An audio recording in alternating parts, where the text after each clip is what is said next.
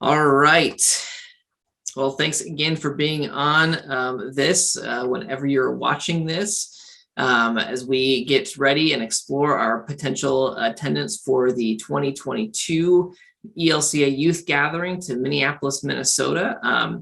This gathering was supposed to be scheduled for this past summer, 2021, but because of the pandemic, they canceled it, which was, I'd say, definitely the right move, and they rescheduled it for next summer, 2022. So registration is technically officially opened for the ELCA gathering. On our side of things, we're just kind of getting started, figuring out the interest level of all of this. So I'm providing kind of some of the basic information that hopefully will help you all make decisions on whether this is the right decision for you and your family and your students to attend the youth gathering this coming summer in Minneapolis. So we'll go through this stuff. And if you have any questions as we go through, feel free to interrupt me and let me know, or we can talk at the end as well. Or if you're watching this another time, you can send that, shoot me an email, and we'll get any questions answered regarding this. So the theme is Boundless, God Beyond Measure. For this youth gathering. The dates, July 24th through the 28th in Minneapolis. This is a bit of a difference for the youth gathering. Typically, the youth gathering happens over a weekend. This is a Sunday to a Thursday. And because of the date changes and everything, obviously that had to shift, but these are the dates for next summer, July 24th to the 28th. It is in Minneapolis, which is where it was planned to be this past year. So the location hasn't changed or anything. And these locations, just so you all know, because I know there might be some questions around the location, especially over the past year with a lot of the conflicts have been going on. Minneapolis has kind of been front and center in some of those places. Minneapolis was picked 6 years ago. So by the time we get there, it'll be 7 years ago from when they picked. They're always picking, they announce 3 years out, and they're picking 3 years before the other gathering. So this is not any type of big statement or anything. It's just a place that was able to house us, that has the need. And so Minneapolis it is, and there's just a great wealth of potential in this city. Not to mention the kind of home of tons and tons of Lutherans, kind of the Lutheran center of the nation. So that brings up some cool opportunities as well.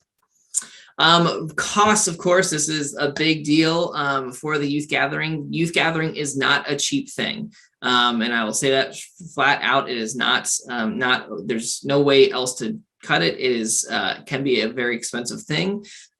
So you see here the cost, registration cost is $350, and it's a $150 non-refundable deposit, which I'll talk about a little bit more, especially regarding COVID and everything.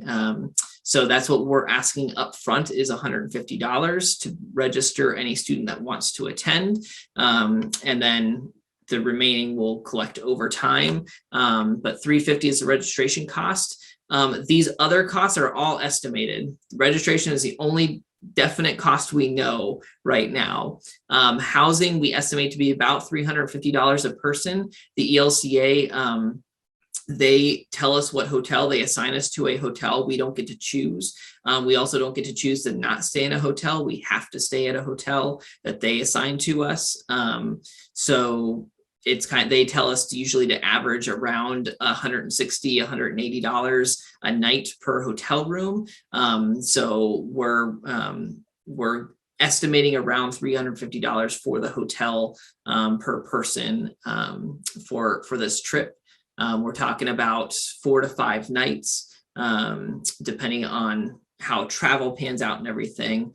Travel costs, we will be flying. Minneapolis is a bit of a drive, so we're going to fly. And so again, the airlines aren't scheduling out this far, so the best we can do is guess and estimate, but we're estimating around $350 per person for airfare, round trip.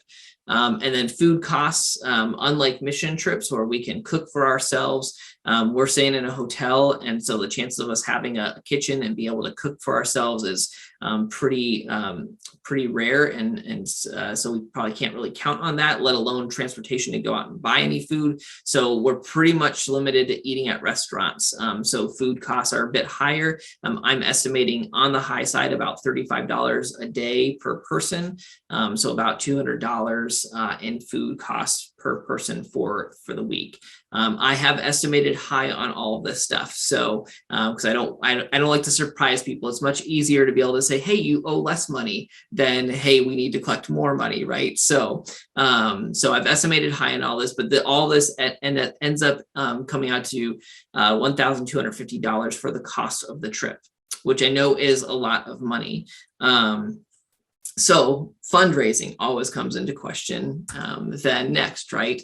So Lord of Life has a tradition that every year we put in the budget money for the youth gathering, which is fantastic. And so over the past 3 years, we've been able to collect by the end of this year, $9,500 towards the youth gathering. So that's a chunk of money that we already have that will be able to take money off the top of the cost, help cover the cost of our adults leaders that would go, and reduce the pricing off of the registration, housing, all that kind of stuff.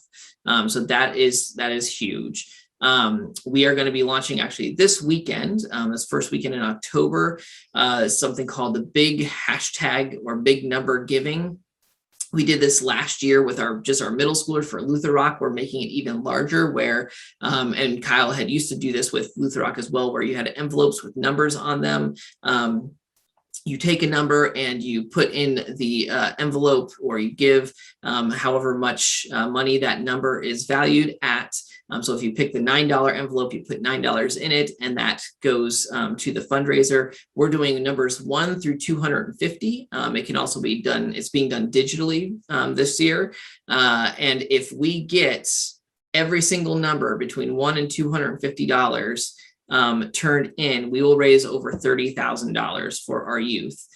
So this is our big push. Our goal is to make $30,000 for our youth, not just for the youth gathering, but for our summer mission trip and for Luther Rock. So we're kind of combining them all together and doing one big push with this goal over the next month and a half. So this is, so we're going to be encouraging our families and students to kind of push this out to family, friends, neighbors, whomever, ask people to select a number, give that amount, including, in our congregation as well. So this is going to be our #1 top priority fundraiser because it's COVID friendly. It's simple, and it's got potential for great output out of it. So we'll see where that goes and how that goes. This is a new fundraiser too, so we're not totally sure how it's going to go, but we're hoping for the best, and we think our congregation will step up to the challenge. We will have IPO offerings as well for the youth gathering. So students that want to get people to invest in them directly at $25 a share, we'll have those opportunities for students to raise money and take, just like we would a mission trip, take that money right off the top of the students' individual trips. We are looking into Super Bowl subs and the bowling tournament in the fall, winter, springtime, like we've done in the past. Those will just kind of depend, though, on 1, how the big number giving goes, and 2, about COVID, because handling food and distributing food is challenging during COVID, and bowling is one of those not super COVID friendly events. So we're not going to count on those things, but if we need to, we will be able to pull those off like we've done in past years. So with all that said, the hope is that the minimum cost that you all should expect to pay for the youth gathering is around $650. I'd love to say that I hope we can get it lower, but I also don't want to have you all expecting it to be a whole lot lower when the reality is we might not be able to get it that much lower. And depending on what students do for fundraising will, of course, impact this number. But that's about half off of what the actual cost is, primarily because of the budgeted money from Lord of Life already, and then whatever fundraising comes up. But if you ultimately think about everything included, hotel, travel, food, and the registration costs for 5 days, $650 isn't an outrageous amount. I know it's a lot more than what we do for other summer trips like mission trip and everything. But it's a very different scale of things that we're working with. So that's what you can expect as far as cost wise, in that $650 to $1,200 range. Hopefully closer to that $650 number is what we're hoping for, and what we want to encourage y'all to kind of plan for and budget for.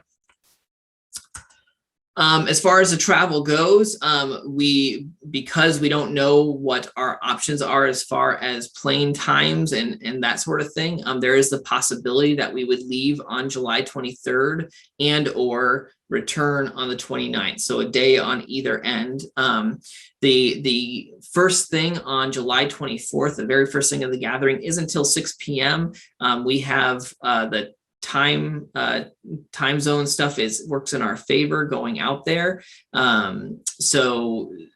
So it's very likely, and my hope is that we can actually depart the morning of the 24th and not have to endure or incur the extra costs of another night in a hotel and food and that sort of thing. On the tail end of the gathering, the events wrap up around 11:30, 12. So it just kind of depends on what the flights look like. A lot of times though, my experience, I've brought students to 3 different gatherings. I've attended 5 of them myself. Sometimes it's really nice to have that extra day and evening on the tail end of the gathering. Usually it's a mad rush to the airport with 30,000 youth all trying to get out at one time, and it can be very crazy at the airport. So sometimes being able to take your time and relax that last day and not rush out and head out the next day is helpful.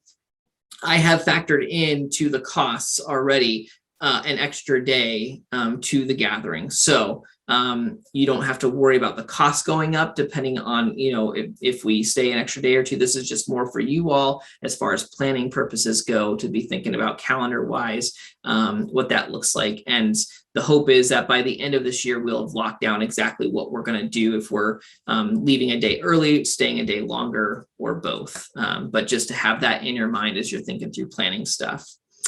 So like I said, all costs are based on 5 nights, 6 days is what I've budgeted for in the numbers that I showed you previously. Housing, I mentioned this before, the gathering assigns us our hotels, so we don't really get any say over that. We will be staying with all of our Metro DC Synod congregations. So there's 80 synods in our congregation. So any synod that sends students to the gathering, we all get housed in the same building, which is kind of cool. So our students might know other students from other churches and that sort of stuff. But we all stay, like all of Lord of Life students will be in rooms with Lord of Life students. So we don't have to worry about that.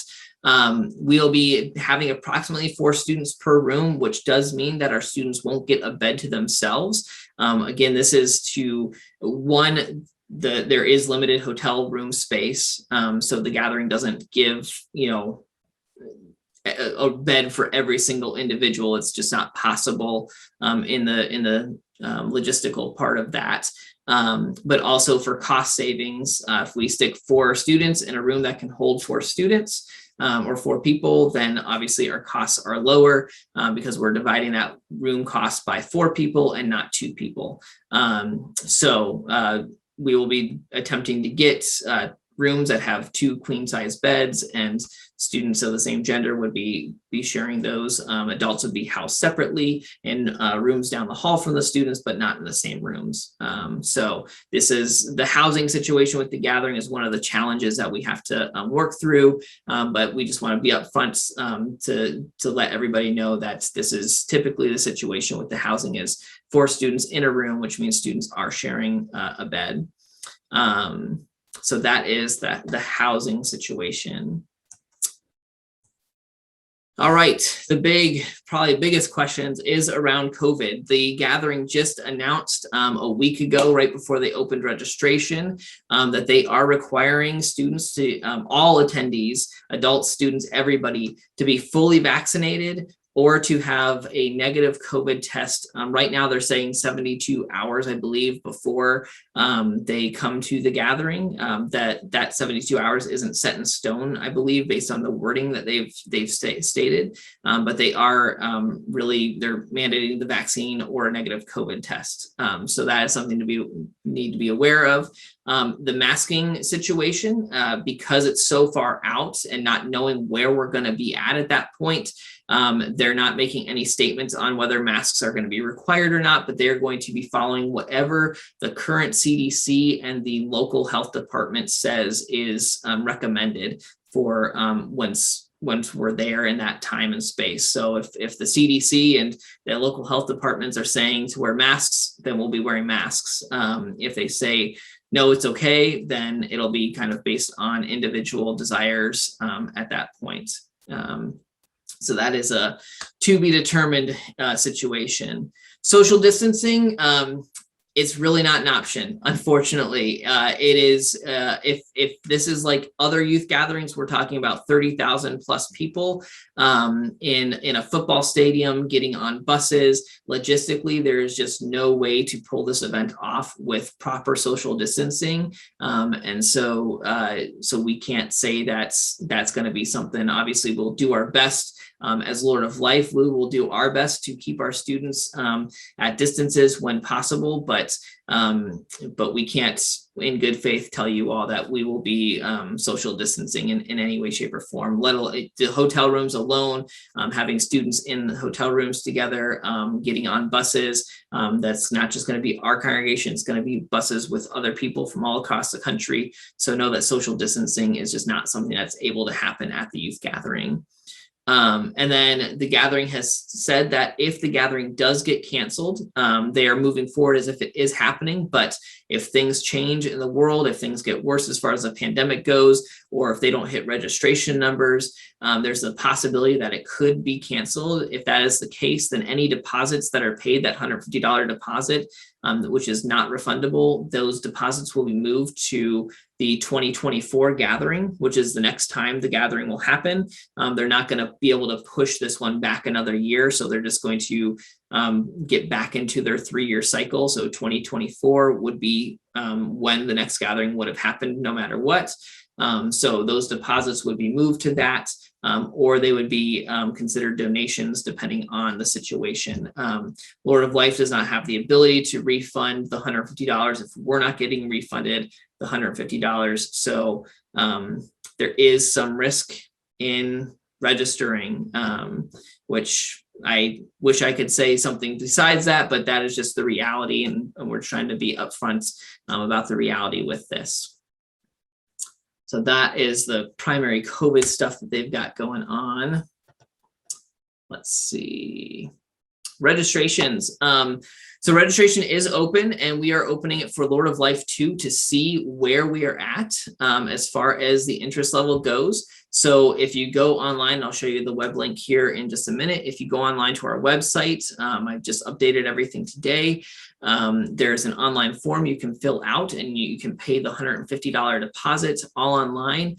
Here's the deal. I'm not going to register our students until I know we have enough students to go, and until we get closer to the first deadline of mid-November. So if you pay the $150 deposit now, I'm not sending that to the ELCA yet. We're going to hold on to that as a church. And if we determine by the end of October, we only have 2 students that are registered and it's not feasible for us to actually go as a congregation, I will be able to return that money to you. So before we go and pay the ELCA, I will be checking in with people to make sure that we are good to go to pay those non-refundable deposits to the ELCA, so that everything is clear, that everyone knows that that money is going and will no longer be able to be refunded. So what I'm asking parents and students is, if you are interested and you think and the gathering is something you want to go to, go ahead, register, get online, pay the $150 deposit. As of now, it won't be it will be refundable until I tell you that it is not, which will come probably beginning of November time period. November 8th is the deadline for us. If you look at youth gathering websites, it'll say November 15th. I'm saying November 8th. is the deadline, because one, I have to collect everything and get everything inserted and put into the gathering system. And number two is I'm on vacation as of November 15th. So I will not actually be able to register students at that point. So this gives me the week beforehand to get everybody registered who is going to be going. The cost does go up by $50 after November 8th because the gathering raises their prices. So it doesn't mean that if students decide to add on come January, that's fine. It'll just cost $50 extra. We're going to be closing off our registrations on February 1st of next year, so that we can make final arrangements for hotels and airfare and all that kind of stuff. Gathering technically leaves their registration open through May, but we have a lot of logistics on our end that we have to lock down and figure out and be able to communicate. So we're setting February 1st as the deadline for us, so that we can figure out all of the other details and communicate to everybody what actual final costs are and that sort of thing. Here is the website on our website. So if you go to lauderlightva.org/gathering, you can find the payment information. That's where you can register. And there's also a link to the ELCA Youth Gatherings website from there as well, so you can get more information. They've got a whole slew of frequently asked questions and some more things on COVID. I've shown you the basic main stuff. But if you want to look at a few more things in a little more detail, you can go to the Gatherings website. That is here. And this is all of the youth gathering stuff. So if you want to follow the latest stuff with the youth gathering, you can see that, follow them on Facebook and Twitter, Instagram, and Snapchat. Their website, their email, and their phone number. If you need anything about the gathering, though, contact me. Don't email them or call them, because we do everything as a congregation. So they would probably end up directing you back to me anyways. So the email and phone number aren't all that important for you all, but all these other ones are ways for you to stay connected to the gathering and see kind of the latest information from their side of things. So with all that being said, like I said, we're just kind of trying to figure out where people are at. If you're not ready to register yet, if you're still a little hesitant, but you think you or your student want to attend this, just shoot me an email. I'm just trying to figure out really realistically where we are at and how many students we will actually have, so that we can plan accordingly. We can get adult leaders set up and start prepping them. Or if we don't have enough students to go, I can get those that are interested connected with other congregations that I know are definitely going. To make it financially feasible and logistically feasible for us to attend, we really need to have at least 4 to 5 students attending. Anything less than that, with the cost of the adults and everything, gets to be really quite tricky, and it actually gets to be more expensive. So if we do have a really small group like that, I'll probably be talking to those handful of parents about what is the best route to go. But please email me and let me know if you are interested. If you're not ready to fill out the registration form yet, that's totally fine. If you are ready for that, then it is there for you, and I encourage you to go ahead and do that. And that will be fantastic. So, all right. Well, thank you very much. I appreciate it. If any questions come up, please just shoot me an email or give me a phone call or whatever, and I'm happy to address that. And then just keep me posted on the interest level, and appreciate you all being on here, and we will see where this goes. I should have said this as well. We will have a mission trip no matter what next summer. So even if we're sending groups to the youth gathering, we will still have a mission trip in June. Those dates are on the calendar. They are set. The cost of the mission trip will be usual costs right around that $350 range. In fact, mid-October, I will be announcing where we're going and themes and all the registration stuff for that. So if you're trying to decide, there's going to be a mission trip no matter what, and we will be having that. So potential for 2 trips, but at least one. for certain. So thank you all very much. Have a great rest of your evening if there's no other questions.